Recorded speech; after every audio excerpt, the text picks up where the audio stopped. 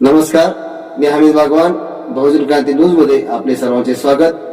तर चला पाहूया आजची घडामोड. सांगोला नगरपालिकेतील प्रमुख मागण्यांसाठी धरणे आंदोलन. सांगोला नगरपालिकेतील विविध प्रश्न व प्रलंबित मागण्यांकडे प्रशासनाचे लक्ष वेधण्यासाठी धरणे आंदोलन करण्यात आले.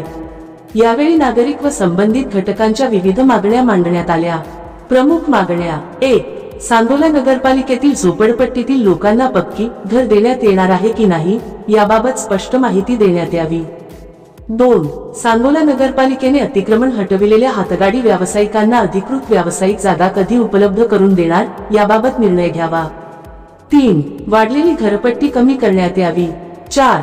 सन 2021 ते 2026 या कालावधीतील घरपट्टी, पाणीपट्टी, बाजार पावती, सेवा शुल्क, गाळे भाडे आदींची एकूण जमा रक्कम, खर्च व विकास कामांसाठी वापरलेल्या निधीचा संपूर्ण अहवाल जाहीर करण्यात यावा.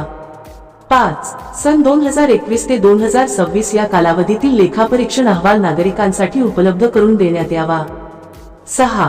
सन 1995 पासून ठेकेदार पद्धतीने आजतागायत कार्यरत असलेल्या कर्मचाऱ्यांना कायमस्वरूपी सेवेत घेण्याबाबत योग्य निर्णय घेण्यात यावा.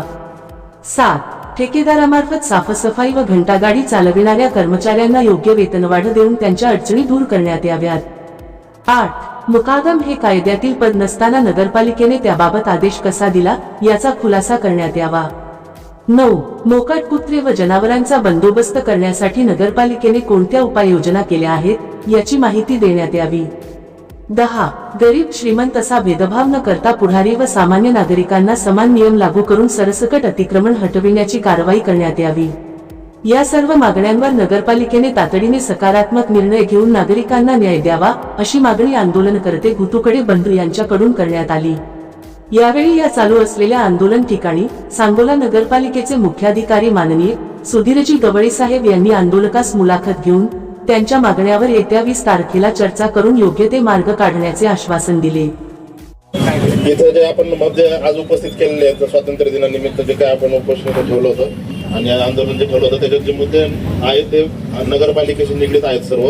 आणि ते शहराच्या टोटल आम्ही जे काही नागरी सुविधा वगैरे देतोय त्याच्या परिणामकारकतेवर अनुकूल किंवा प्रतिकूल परिणाम होणारे असे मुद्दे आहेत. त्या मुद्द्यातले काही जे आहेत त्याला तात्काळ आम्हाला नगरपालिकेला आता विषय हाती घ्यावा लागणार आहे. काही विषय जे ते शासन स्तरावरील आहेत त्यांना आम्ही शासन स्तरावर पाठपुरावा करणार आहोत. आणि सोबतच यामध्ये कसं आहे की आता हे निर्वाचित सदस्य आता आलेले आहेत. मागे मी सुद्धा 2 वर्ष नगरपालिकेचा प्रशासक होतो, त्यामध्ये मी स्वतः तात्काळ निर्णय घेऊन त्या विषय मार्गी लावलेले आहेत. परंतु आता ज्यावेळेस निर्वाचित सदस्य आले असतात तर ते लोकशाही पद्धतीने आले आहेत. शेवटी आज आपला देश 80 वर्षापासून लोकशाहीचं पालन करतोय. तर हे डेमोक्रेसीमध्ये लोकशाहीमध्ये आपण जे स्थानिक स्वराज्य संस्थेचे जे लोकप्रतिनिधी आहेत त्यांना सुद्धा प्राधान्याने त्यांना विश्वासात घेणं गरजेचं आहे. शहराने त्यांना निवडून दिलेलं आहे. आज जवळजवळ 35,000 लोकसंख्येमधून ते निवडून आलेले सदस्य आहेत. तर त्यांना विश्वासात घेऊन आणि आपले मुद्दे त्यांच्यापर्यंत पोहोचून यावर नक्कीच सकारात्मक नगरपालिका प्रतिक्रिया देईल.